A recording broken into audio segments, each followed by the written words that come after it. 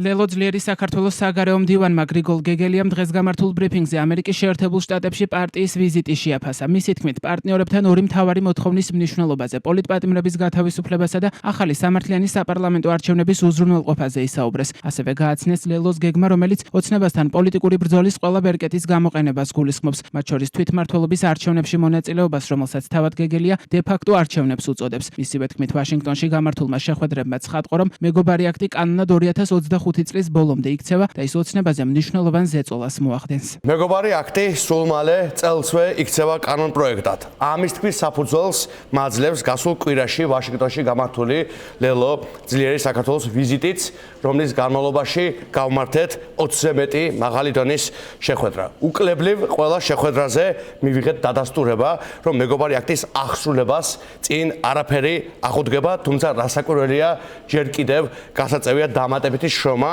და ძალისხმევა, რომელსაც ჩვენ სისტემატიურად ვიღებთ და გავიღებთ აგრეთვე შემდეგი თვეების განმავლობაში. ამავე დროს მინდა გითხრათ, რომ ვაშინგტონის პოლიტიკურ და ანალიტიკურ წრეებში კონსულტაციებისას ჩვენს პარტნიორებს გავაცანით ძლიერი საქართველოს ხედვა და სამოქმედო გეგმა, რომელიც ითვალისწინებს ყველა მიმართულებით ბრძოლას, მათ შორის ქუჩაში, პროტესტის მეშვეობით, დე-ფაქტო ადგილობრივ არჩევნებში, როგორც ბრძოლის ერთით მეტ დამატებით ველზე მონაწილეობით და საერთაშორისო ასპარეზზე ზეწოლის გაზრდით.